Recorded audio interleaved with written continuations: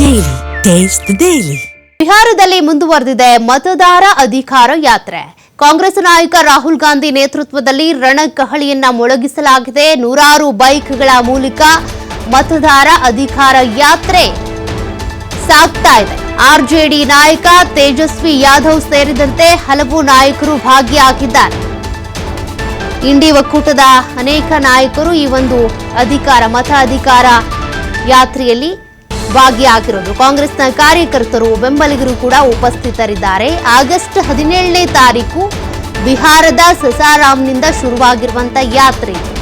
ಒಟ್ಟು 16 ದಿನಗಳ ಕಾಲ ನಡೆಯುವಂತ ಯಾತ್ರೆ. 13 ದಿನಗಳಲ್ಲಿ ಅವರ ಒಂದು ಟಾರ್ಗೆಟ್ ಇದೆ. ಇಷ್ಟು ನಾವು ಈ ಒಂದು ಮತಯಾತ್ರೆಗೆ ಸಂಬಂಧಪಟ್ಟಂತೆ ಅವರ ಉದ್ದೇಶ ಏನು ಅಂದ್ರೆ ಮತಗಳ್ಳತನ ಆಗ್ತಾ ಇದೆ. ಕೆಲವರ ವೋಟರ್ ಐಡಿಯನ್ನ ವೋಟರ್ ಲಿಸ್ಟ್ ಇಂದ ಡಿಲೀಟ್ ಮಾಡಿಸಲಾಗ್ತಾ ಇದೆ. ಹೀಗಾಗಿ ಇದಕ್ಕೆ ಸಂಬಂಧಪಟ್ಟಂತೆ ಚುನಾವಣಾ ಆಯೋಗ ಸರಿಯಾದ ಕ್ರಮ ತೆಗೆದುಕೊಳ್ಬೇಕು ಅಂತ 16 ದಿನಗಳಲ್ಲಿ 13,000 ಕಿಲೋಮೀಟರ್ ದೂರವನ್ನ ಕ್ರಮಿಸಬೇಕು ಅನ್ನುವಂತ ಉದ್ದೇಶ ಇಟ್ಕೊಂಡು ಲೋಕಸಭೆಯ ವಿಪಕ್ಷ ನಾಯಕ ರಾಹುಲ್ ಗಾಂಧಿ ಅವರ ನೇತೃತ್ವದಲ್ಲಿ ನಡೀತಾ ಇರುವಂತಹ ಮತ ಅಧಿಕಾರ ಯಾತ್ರೆ ಇದು. ಒಟ್ಟು 20 ಜಿಲ್ಲೆಗಳ ಮೂಲಕ ಹಾದು ಹೋಗುತ್ತೆ. ಬಿಹಾರದಲ್ಲಿ 16 ದಿನಗಳ ಕಾಲ ನಡೆಯುವಂತಹ ಯಾತ್ರೆಯಲ್ಲಿ ಕಾಂಗ್ರೆಸ್ನ ಕಾರ್ಯಕರ್ತರು ಬೆಂಬಲಿಗರು ಸಂಸದರು ಕೂಡ ಭಾಗಿಯಾಗಿದ್ದಾರೆ. ಯಶಸ್ವಿಯಾಗಿ ಈ ಒಂದು ಯಾತ್ರೆಯನ್ನ ನಡೆಸಬೇಕು ಅನ್ನುವಂಥ ಕಾರಣಕ್ಕಾಗಿ ಮತಗಳ್ಳತನ ಆರೋಪವನ್ನು ಇಟ್ಕೊಂಡು ಈಗಾಗಲೇ ರಾಹುಲ್ ಗಾಂಧಿ ಅವರು 6 ತಿಂಗಳ ಕಾಲ ಅಧ್ಯಯನ ಮಾಡಿದ್ರು. ಒಂದು ಪ್ರೆಸೆಂಟೇಷನ್ ಕೊಟ್ಟಿದ್ರು ಎಲ್ಲೆಲ್ಲಿ ಎಷ್ಟೆಷ್ಟು ಮತಗಳ್ಳತನ ಆಗ್ತಾ ಇದೆ ಅಂತ.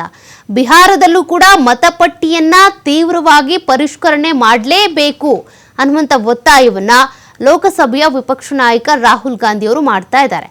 ಅದೇ ಉದ್ದೇಶದಿಂದ ಮಾಡ್ತಾ ಇರುವಂತ ಯಾತ್ರೆ ಇದು.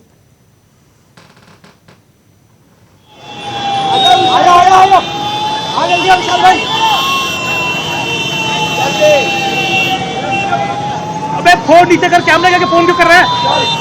नीचे यहाँ पे हट गया यार। अविनाश, अविनाश, यहाँ पे आ गया, यहाँ से लेना शॉट।